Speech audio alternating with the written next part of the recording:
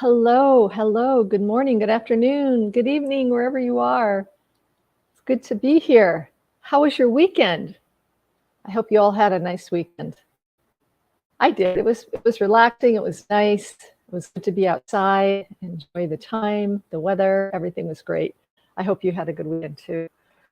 Um, just gonna put a few things out there, YouTube policies and whatnot. I'm here to share with you my expertise on in my work of being a coach and a mentor for 30 years and helping people who've been traumatized and beyond, just learning personal growth and how we function as human beings. So, and then it doesn't replace therapy or counseling. So it's just to be a support of that for you.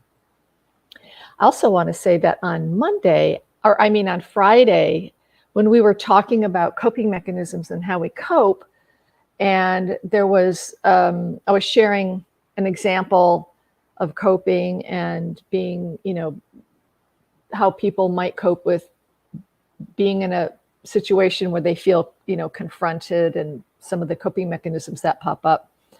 I neglected to say, and I hope it was obvious, that if there's ever any kind of, verbal abuse or violence, you do get the heck out of there. Run like heck. It's okay. So I didn't say that, but yes, do that. That's the best thing. So I came across this quote this week that I really, really liked, and I want to share it with you by, I don't know who this person is, Michelle Rosenthal. I'm not sure who she is. Her name sounds familiar, though. She says, "Trauma creates change you don't choose. Healing is about creating change you choose." And I think that's so true, right? Like, we don't choose to be traumatized, but we can create the process of healing. We can choose that. And I thought that was a great thing. Hi, Sherry. Good to see you today. Thank you for being here. So today, I know I mentioned we were going to talk about the mind, and I loved this when I studied this work, and I know it gets deep, it can be complicated, but what I've tried to do is bring to all of us a way to understand it in simpler terms. And I'm excited about it. And I do give Bob Proctor the credit because I learned a lot from him. I added a little bit, but I did learn a lot from him, and I'm going to share some of that. And he learned it from somebody, a Dr. Thurman Fleet from the 1930s, who originally studied people and studied behavior and like what is the mind and how do we create it? And it's different for everybody, but where does it start? And how do we is it something we can add to or subtract or control? And so he came up with a diagram that I'm going to share with you. I added to the diagram with you, and it's something that I think is going to be helpful to visualize and help us understand how we operate as human beings, because this is what this is about. And also to add to the understanding of how can we understand self-love better? How can we love ourselves better in situations or just all around in life? It's a hard concept for some of us because we always want to beat ourselves up and criticize ourselves or criticize others. And when we come from a place of love, it can kind of diminish the fear. And it's not like we live without fear, but it can be diminished. It doesn't have to overrun our lives necessarily. So I'm going to show you this drawing. It looks pretty simple, but we're going to add to it. So here we go. It's a stick figure, right? Here we go. So on this stick figure, if you have a pen and paper with you, this would be a good opportunity to draw this out. Draw like a big head here, and you have a stick figure. Now I added the heart, your essence, your true essence of who you really are. The original just had a body, okay? And I put the body, but I did put the true essence there of who you are, because I think it's always important to refer back to that, of who we really are. Now up here is our senses, right? We come into the world with 5 senses. We can talk about the 6th sense later, but generally we come this way. Some people maybe might be missing a sense, maybe they can't hear, whatever, but they can adjust to that. But basically we come with these 5 senses. Now, what I'd like for you to do if you are drawing is cut this in half. Right here, Laura, I have it. I didn't do it exactly in half, but in half. This is your conscious mind. This is the subconscious mind, okay? When we are born, and up till about the age of 7, they pretty much pretend that there is no conscious mind there, okay? If you were to take arrows and put mom, dad, siblings, church, whatever, and you drew arrows into, I have a mirror image or an opposite image, so my hand is going different ways. Put arrows into the subconscious, okay? And then over here, like school, teachers, religious upbringing, neighbors, experiences, okay? So I'm gonna put this down for a second. Everything goes into the subconscious mind. Infants, toddlers, preschoolers, and early grade school. It can't reject it. Everything goes into the subconscious mind. The subconscious mind doesn't reject anything. And we need to understand that because this is where paradigms begin to form. Paradigms in our lives, it's a collection of ideas and experiences that we have in life. And they are formed, that's part of the mind, these collection of ideas of what other people think, what other people told us to believe, how we were treated. Remember, children don't really truly know who they are except by how they're treated. And are they shown love? Are they nurtured? Are they given everything that they need to thrive and not just survive? And some children barely survive, right? We hear stories and it's terrible. But everything, okay, so it goes into that part of the brain. That part of us is the subconscious. Now, the subconscious mind is also our emotional mind, okay? It's where our emotions come from. It's where our emotions grow and how we feel, and things we feel go into the subconscious. This is going to come up later. It's something to understand about our emotions. So if you take a minute, I'll be quiet for a few seconds and just think about your background, how you were raised, and I'm talking about the good things. There's good parts of us in there, like how maybe our family celebrated traditions or holidays or special occasions, and we have fun memories. We have happy times we can remember. So there are things that are good as well that we hold in our subconscious. I think for me, before I'm quiet for a few seconds, I'm going to say that I think for me, that's why I hold Christmas so dear. I've been called the Christmas queen. I love Christmas. If I didn't look like an idiot, I'd put my Christmas tree up now. But I love Christmas because it gives me all the good feels. I remember it, even though there was craziness going on in my household.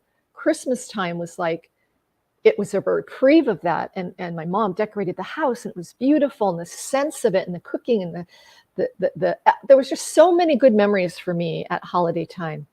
And so for me, I honor that, and I decorate my house, and I have a lot of sentimental things, and I have new things, and I have just even the way I do my tree. I have ornaments that are like 50 years old, and I have current ones. I mean, just very special. So that's just one example. So there are good things that go into our paradigm mix, so to speak.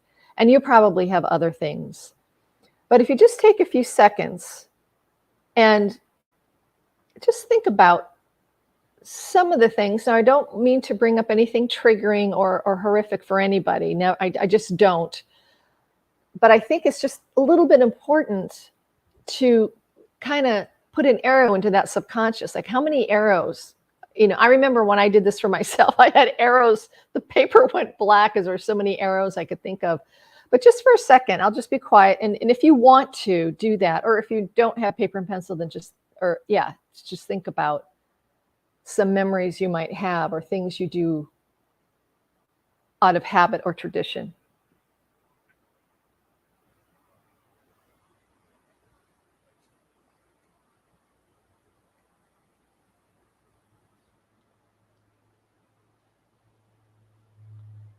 And also the memories and the feelings that come with it for some. Now, again, I don't want to trigger anybody. I'm not trying to invoke things like that, but just a sweeping thought. Okay, so for me, I'll use me as an example because I think I'm probably, because I know my life. I have memories of all those good things I mentioned, and birthdays and playing with my friends and feeling those feel-good moments, because those are emotions and those go into the subconscious. But then there are the difficult, confusing ones, like I shared on the first video of my upbringing, being traumatized by my father and never feeling safe in my house when he was home. And then there was a bully in the neighborhood that picked on me, and then the difficulties in school. And I remember those feelings, and I remember the feelings, the thoughts that came with it. Remember, as children, we have to figure out our own world because there's no one around us guiding us and helping us learn how to think clearly. Instead, we have to come up with, well, I'm a loser. I must not be lovable. There must be something terribly wrong with me. These are my emotions that came up with how I was raised. I'm not important. I don't mean anything to anybody. But I do have friends I like, so it kind of goes back and forth for me. Everybody's going to have a different story. And then I have my religious upbringing. So I was in Catholic school, and so I had a lot of religious upbringings, and I did have a priest who molested me. So there we have that, right? So I have all these conflicting and weird feelings about who God was, God being Father as he was represented, and the nuns being mean, but God's supposed to be love. And so I had religious training that to me was so confusing, right? This is my story. So this is so confusing. And so that's just kind of a nutshell I'm giving you. There's a lot more, but this gives you an idea of what builds our paradigm of life as children. Those paradigms are locked and loaded in our subconscious. They're there. They're locked and loaded. And this is how we respond or react throughout life, through memories and these emotions locked in our paradigms and our thought patterns. So then when we become more consciously aware as children, 7, 8 years old, we're more conscious. That conscious mind, and I didn't write it down here, and I don't have my other sample, but it's the part that thinks. It's the thought process, the conscious mind. We can make choices with the conscious mind. That's where the intellect is. We have all this schooling, years of schooling, which is good. We need to learn, right? We need to learn. And we're full of knowledge. And we come into the world with a brain that is, for most of us, I do understand some don't, for some reason or another, of a dysfunction or a malformation. But for most of us, we come in with a functioning brain and actually very intelligent, willing and able to take on a lot of information. But we're only told and selected certain amounts of information in our lives. And curious children, and most children are curious, want to know more. And when we're out playing, we stare at the bugs and the ladybugs and the ants, and we look at the sky and the clouds, and we know that there's more in life. just by nature, we kind of know. But as children, we're in our little world of family, neighbors, friends, and school, maybe church for some, or synagogue. So there's just a limited amount, and that creates our paradigm in life. The creation of the paradigm with the emotions is very responsible for how we perceive the world. Okay? An example of that. Here in this country, even the different states all have different kind of great traditions, foods, ethnicities, and things like that, which are really great and fun to experience. But as a general sweeping statement, I know things are a little bit different, but let's go to the South, parts of the South where there's a lot of racism still. There's a lot of religious beliefs that's very conservative and very tight. So people who are born, and it's very traditional, okay? There's ancestral stuff going on too. So you have these very tight families and conservative churches and racism, that is all that they know, because that's all that they've learned. And they believe with their whole heart and soul that that's the truth of life. That's the only way it can be. And again, there are certain religions around the world and places where, it's the one true religion and this is how it's got to be. And when you're taught that from a very young age and it's embedded in that paradigm, that's all you know and that's all you believe with all your heart, that is creates division, right, among many people. It can, not across the board, but it can.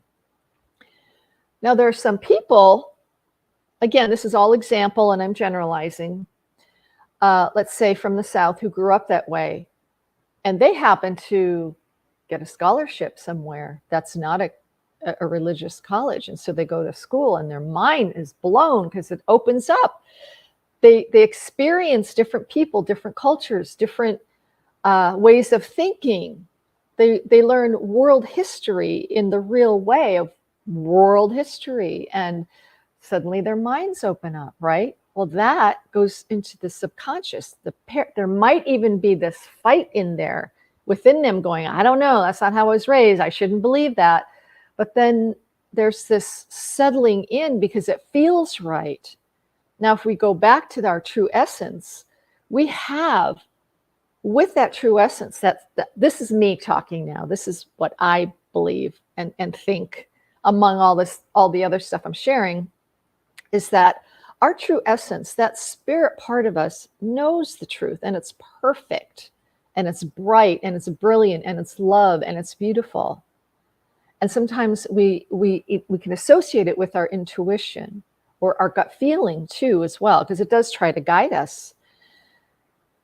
It knows the trueness of life and love.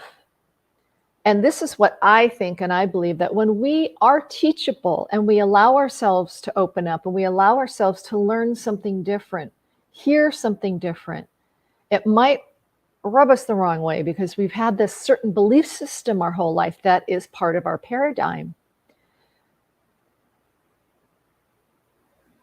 Ultimately, that true essence, if we allow that true guidance system within us, will soften that blow, soften that friction within us until we go, oh, I get it. Now I see. It's like the phrase, I see the light, right? The light goes on. These are our aha moments in life for many of us. I've had many in my life, the way I was raised. So if we go back to that paradigm as a child and we're trying to figure out who we are, and for me, again, I was the loser, I was the less than, I was never enough, I wasn't smart enough. These are shame-based statements as well. And we'll talk about shame in another time, but it was my paradigm. It's all I could understand. So then the thinking part of me, when I got old enough, was attracted to those things that would create experiences that would remind me of that. That's living by default. And we'll talk about that too. But that's living by default. So I have this one way of thinking and believing about myself, about the world perhaps, about God, about family or friends or whatever, because I was told to think about people a certain way, or it was exampled to me by my father, let's say, who was a little racist.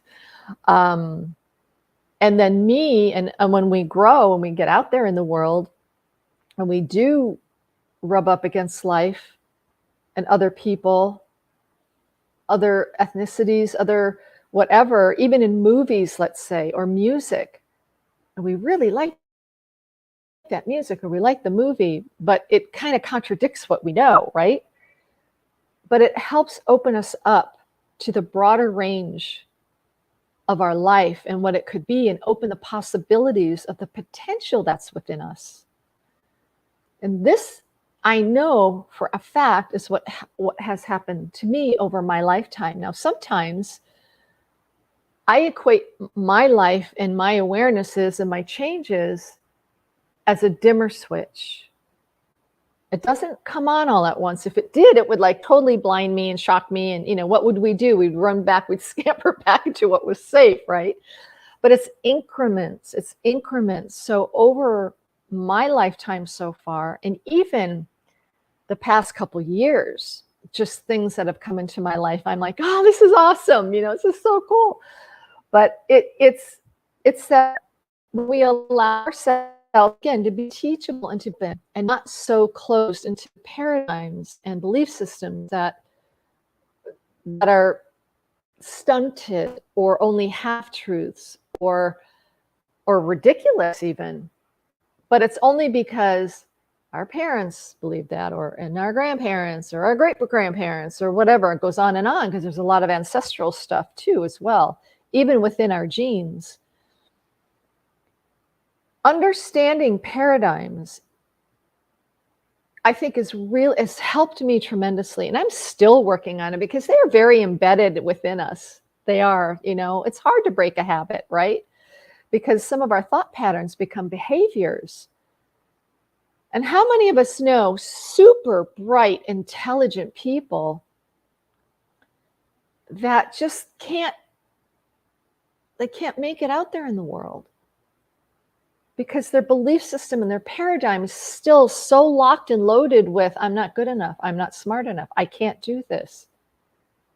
I had this happen to me, and they have like a victim mindset, and they live in that victim mindset. So it's like embedded. I've taken time to talk to people on the street when I used to go to work, and if I had time, I would greet them. Sometimes I'd bring them food or gloves if it was cold outside, and I would chat with them. And these people were bright and wise. And it was like, why though why are they living on the street? Some of them weren't, it wasn't just mental illness. Some you can tell struggle with mental illness. They're the ones talking to themselves. They have no help. They need major help and they don't have it. So they wind up on the street. But some people, and it makes you wonder, but their belief system, for whatever reason, keeps them there. Remember what I just said earlier? It's like we have these ways. Sorry, my internet's going a little bonkers. I'm trying to fix that too, but sorry if there's a glitch. So we bring into our lives what the paradigm holds true in our emotions about our life and about ourselves, or about the world. Oh, the world's against me, and I never get help, and it's blame, blame, blame, blame. Okay, so we attract and bring into our lives those experiences that keep us in that paradigm, even though the conscious mind wants more, knows more, is very book smart, right?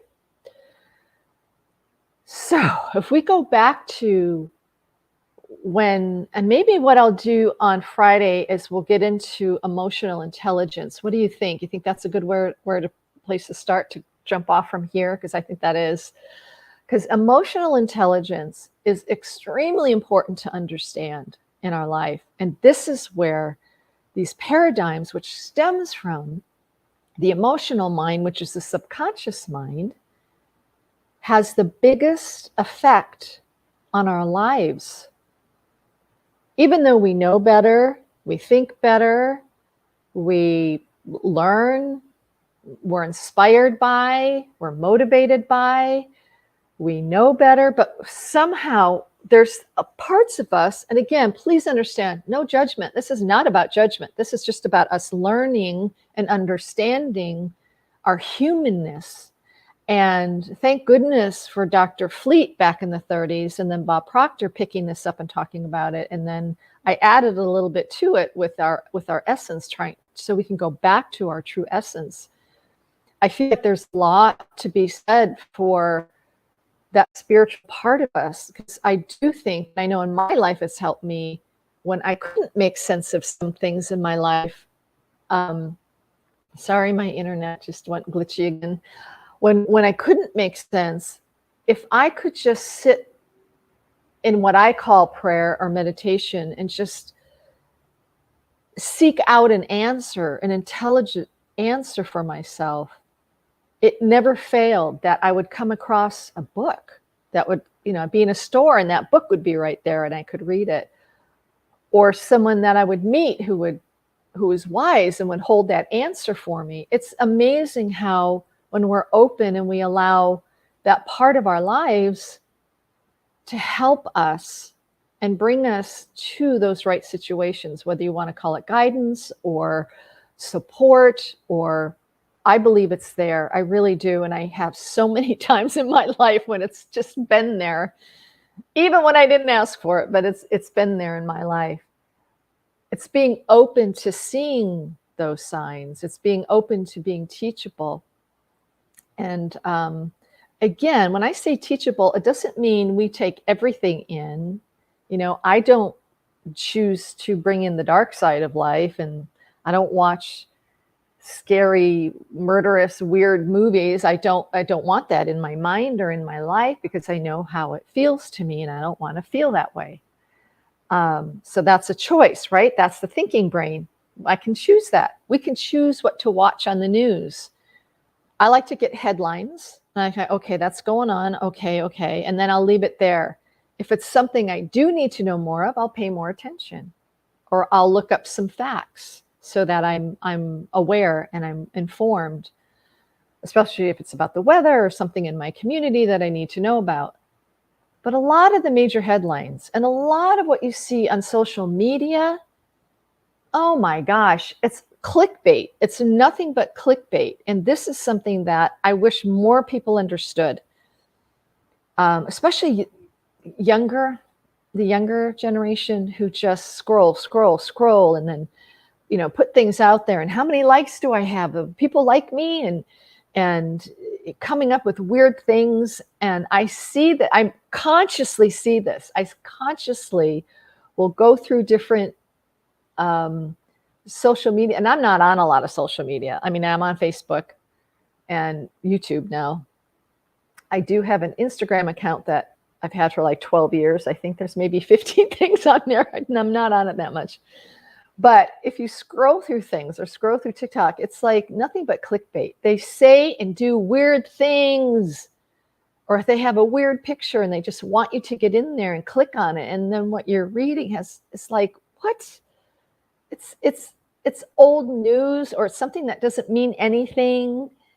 And we have to be conscious of what we're putting in our minds all the time. Now, the other thing that that's talked about is, and I call it the default mode of living. I put that in my book about how we live by default. So the paradigms that we have within us that are embedded in us, the good, the bad, the ugly, the neutral, if we're not aware, they run our lives. and we'll connect with the emotions or the feelings or the people. Like I just said, again, it's those moments of, we'll create the situations. Now, I just say, I haven't been lucky in love, I'll put it that way. I was married for 26 years, and it was a difficult marriage. And I think my ex-husband would say the same. We were not, the best, most beautiful thing that I say about it was I learned. And it was my lesson that I had to be in that situation and learn. And the best thing that came out of it, my 4 children. So there's never a wash. I don't regret it at all. It was just difficult, and I had to understand. I had to come to an understanding that my life, my guidance system was going, you might want to look over here. You might want to listen to that person. You might want to get into therapy, So, because life hurts and pain is our teacher, oftentimes. And again, that goes into the subconscious, because the subconscious is our that's the emotional mind. It doesn't make it right necessarily, but that's where the emotions come from. And when we understand our emotions, and we can understand emotional mastery and emotional intelligence, it won't always be perfect. I'm not saying it's always perfect, but when we understand that part of us, and even the social intelligence around us and in our life, you feel lighter, and you take on that understanding, and you can face things, and we can face those parts of us that we didn't want to look at before, or maybe didn't realize they were there, because our paradigms can do this.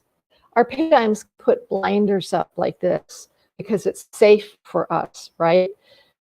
We don't have to look beyond that. We don't have to look beyond that default mode.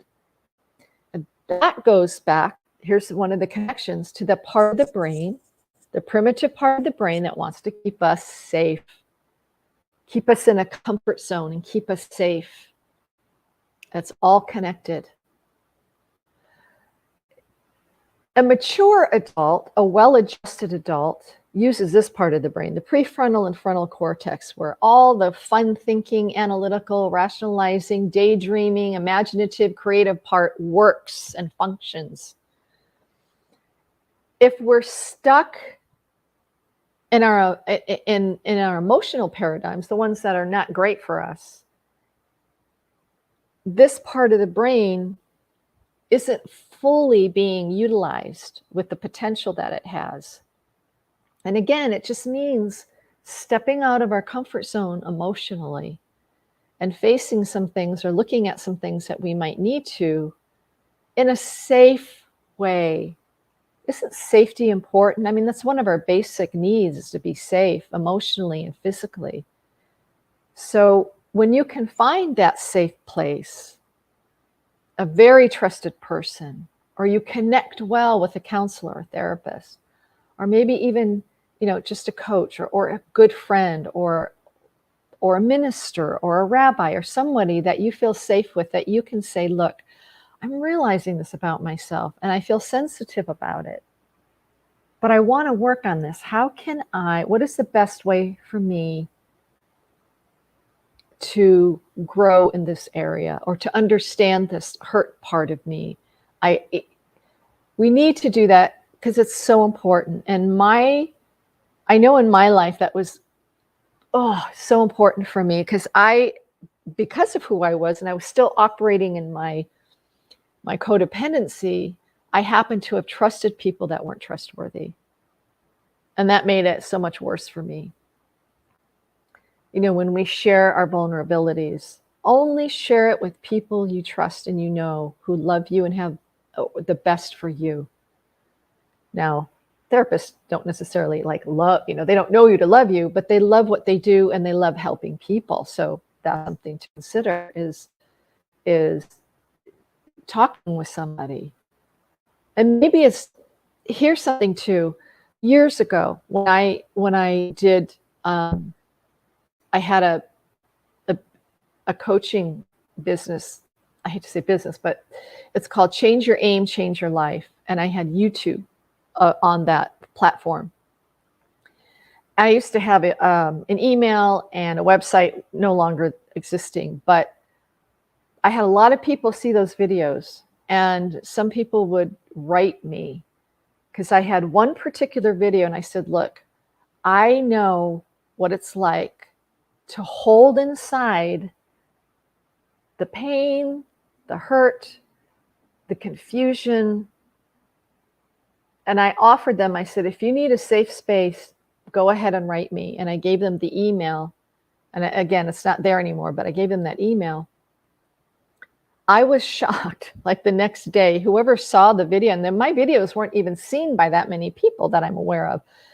But I got emails from around this country, in the Middle East, and the things that they would share, it broke my heart.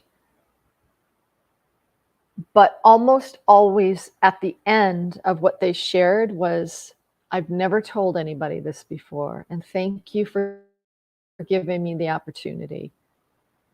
And sometimes we just need to share what's inside us. We just do. We need a safe place to do that. Now, the best way I could, I would always get back to them and bring empathy and love and let them know they were heard. And do you want to know, it's like maybe 1% even responded to that email, because it showed how afraid they were to even pursue it any further. So I just wanted to say, sometimes we just need to share, just to open up with somebody, and that can be a relief and a release. And also, once we do that, I know for me, when I started opening up, it like that dimmer switch got brighter. I'm like, oh, that wasn't so bad. And when that dimmer switch goes brighter, life gets brighter and broader, and you begin to look, or I did, I felt more open. I felt more responsive. I felt less like a loser, to put it mildly. So I just wanted to share, I wanted to bring this forward because I think when we understand how our mind operates, and everybody's unique, remember how beautiful you are and amazing you are, such an awesome human being that you are. We just get effed up by humanness, by the heaviness and the low vibration and the lower levels of humanity that we get screwed up, right? Our parents got screwed up and their parents got screwed up, and all the best we can do is hope we don't screw up our kids, and there are no perfect parents. I know that, but I can look back and go, oh, I would have done that differently with my children, and I've had discussions with them about it, talk to them about that, but they understand, they get it. Now they're parents, and they sometimes feel the same way. But when we do our best, when we know better, we do better. And when we do our best, that feels so good. And we know we're being guided too. We know we're being, if we allow it, again, I'm not telling you what to believe. You do you. I'm just sharing what my experience is, and other people I know who have similar experiences in this way. Because I'm not talking about a religion or a particular God, but that we totally are connected to a higher being, totally. And as I shared that first day, you will be on the other side. Doesn't matter what you believe. You can be a diehard atheist, doesn't matter. You'll be on the other side. And you'll be looking for somebody similar to me who's a medium, or others who are mediums, that you want to let your loved ones know you're okay and you're with them and you love them and you see them and you care for them. Just letting you know, because it's there. That's all. Just saying.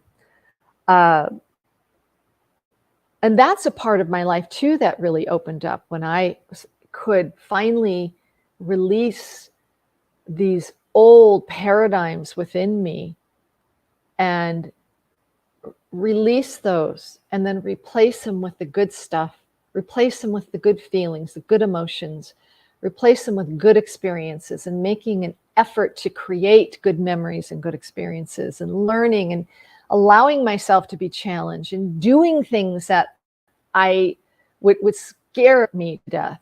I did go bungee jumping. It took 6 times before I leapt off. You have to go down head first when the bungees are attached to your ankles. I'll never forget that day. And I'm like, I'm doing this, I'm doing this, I'm doing this, you know. And I was inspired because I knew my oldest daughter at the time. She was in college at the time. She was climbing Mount Shasta. And I thought, if that girl can climb Mount Shasta, I can do bungee jumping. So sometimes we just have to get out of our comfort zone, do something that is wild, crazy. Now, I was safe. I mean, the company that did that, I was very safe. Obviously, I wasn't going to be an idiot about it. But still, you know, you have to jump head first. It's like, oh my gosh. And it's like life, right? The man gently it just touched my back and counted to 1, 2, 3. Now, he didn't push me, but he counted. And I like stepped back and he go, that's okay. Let's try it again. 1, 2, you know, and I step back. But that's like life. We kind of like, we'll fear something and we'll think, is this right? Can I do this? Should I think this? Should I learn this? You know, and we kind of step back and finally we take that plunge. And I just want to say that if within you have something you wanted to try, but never thought you might have been good enough, or you compared yourself, I just want to, if I could just encourage you or plant that seed to go try it. Let's say all right, I'll use myself for an example. It's not about me, just that I can do an example. I don't want to share other people's stuff, you know, if you know what I mean. I come from a family of artists. I'm lucky. You're lucky if I could, you know, I drew the stick person. That's about it.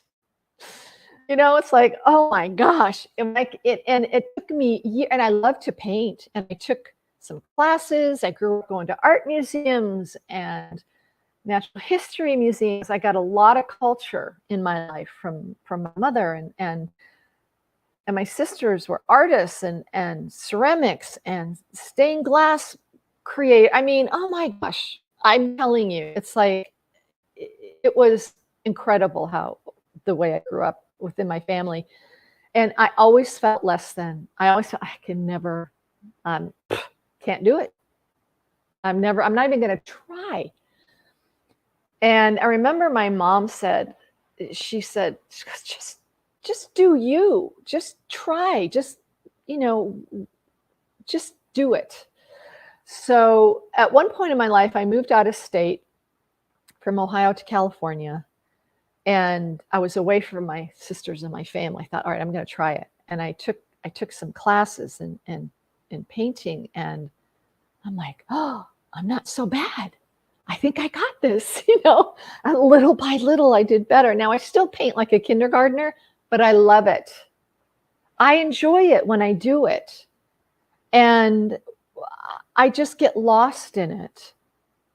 And we're going to talk about that creative flow when we talk about creativity, because I think it's the greatest thing in our lives is creativity. But when I stopped comparing myself with my sisters and their friends, and I just could do what I could do and enjoy it and feel the joy of it and learn the different strokes and what the brushes do and how to load a brush with paint and do the shading and all that stuff. It was like, oh, what do you know? I think I can do this.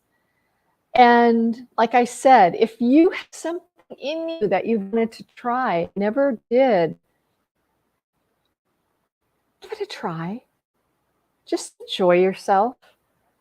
Maybe it's ballroom dancing. Maybe it's even becoming a realtor.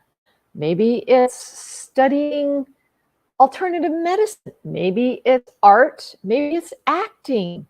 It doesn't matter because it's in you and it's put in there for a reason. It's the paradigms within us, those old paradigms, and it's connected to the primitive brain that's like, oh no, don't do it. Be safe. No, don't do it. What are you doing? You're getting out of your comfort zone.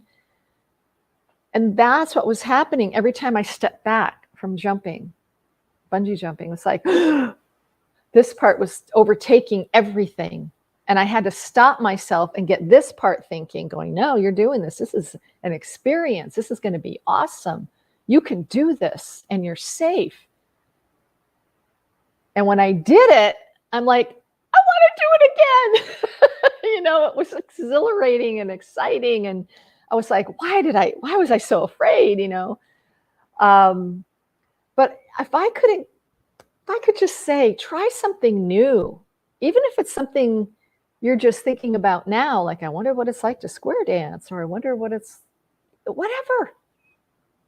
Because when we do that, we are limiting the negative parts of the paradigm within us, and we're building up our potential, our God-given potential and our right, and we're building our mind and our thinking and our enjoyment in life, which is why we're here, believe it or not. It's a hard life. Human life can be a hard life, no doubt. But our thought, it's what we think about it and how we can turn it around, how we can make better our life when we can enjoy it, find ways to enjoy it. Take up that photography class, go take pictures, walk in nature, go to the ocean, save up for that trip. Because I believe as when we make that commitment and that decision, this is what I believe, connected to our essence, it's locked and loaded in the universe too. And step by step, we might not know how, but if we make little trails every day, little steps, maybe you need to save for the trip and you're going, oh, I know what to do. I'm going to cut this out and I'm going to put that in that account. And there are ways you can do it. And I remember first when I started painting, I'm like, because you need certain brushes, a certain kind of brushes, you need certain paints. And, we were on a budget, we had small children and we had just moved and I'm like, how am I going to do this? But I figured it out and it worked out. And so within a couple of weeks, I had the money and I could get what I needed to start the classes. I just think it's going to unfold with faith and a commitment and a passion. That's part of it. And also realizing you're going to have that tension, because that part of you, that old paradigm, that's going to go, you can't do this, and you begin to compare your worst with someone's best. Don't allow it. Just don't allow it. Go meditate, go take a nap, wake up refreshed, read a book, go for a walk, do something that can change that paradigm within you. That's why I love this teaching that I learned from Bob Proctor, that he learned from Dr. Fleet, and adding to it, and then my own experiences, and then my own education helped me realize and connect all these dots, that our emotional subconscious, the emotional mind in the subconscious, is so connected to these paradigms of ours, whatever they might be for you. And they're going to be different because we are unique and we have different personalities and we think differently. And when we broaden our horizons, we allow ourselves to be teachable, we can be thoughtful. When we talk about thinking is a process. We think that we have an active mind, we're thinking. That's not thinking. Those are just thoughts bubbling up from reactions and old memories and whatnot that we have. But when we truly think, we can overcome the fear. We can overcome what the primitive part of the brain is doing to us and get the thought process going. And we can journal, we can write, we can talk it out with people, we can talk to ourselves, whatever it takes. Just get moving in that direction, because you can do it.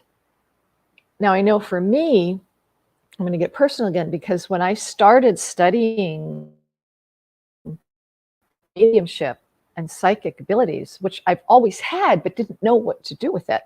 And I can't wait to go into detail and share more about it with you. But there was that part of me that was like, I can't do this. I mean, I know it's there, but I'm not good enough. This is it. And it's because that paradigm in me always went back to that default mode of you're a loser, you can't do it, you won't learn it, you won't be good enough, it'll be hard, you'll get confused. It's all that. Ugh, don't you just want to like take that part of you and go, shut up, and put it away, like put it in a box and go away? But it pops up in us.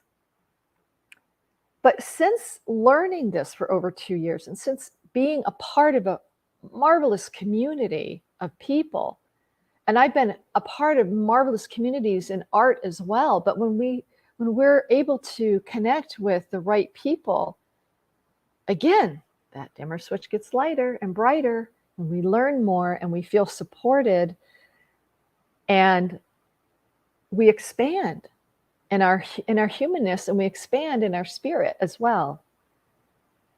And our soul grows.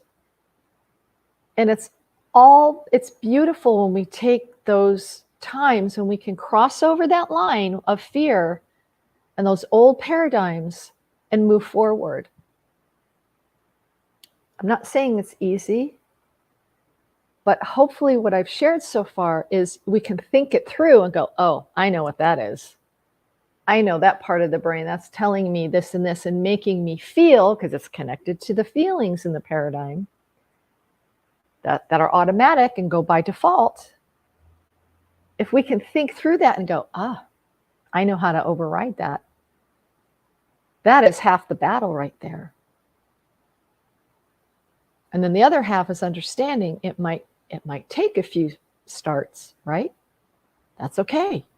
But you're headed in that direction. And it could be the direction of healing, it could be the direction of learning something new, discovering something different. That's why we're here. And we become inspirations. We become that light that others need to see. And we're brighter because that dimmer switch is getting brighter, right? I still have a ways to go. I know, I feel a little more turns on that switch for me coming up. But the older I get, the more I'm like, bring it on. Bring it on, universe. What have I missed in this life? Bring it on.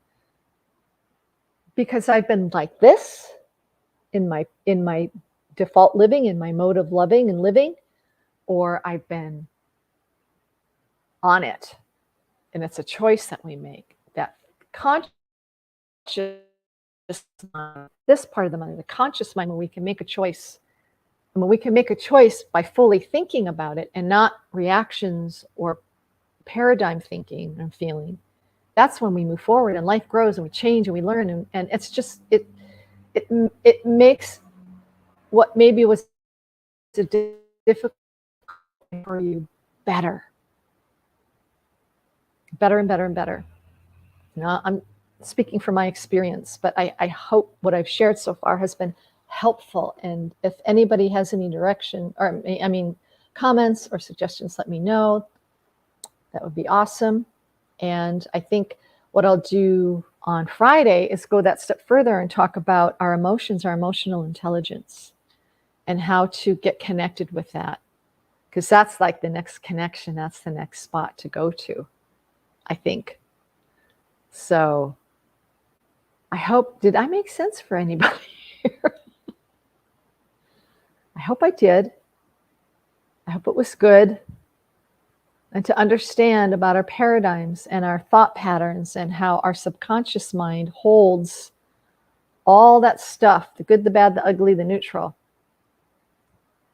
and conditions us how we perceive the world and perceive ourselves. So that's where we get stuck in life. But understanding it, that's where also we can move forward. So thank you, Sherry. I appreciate that comment. Thank you very much.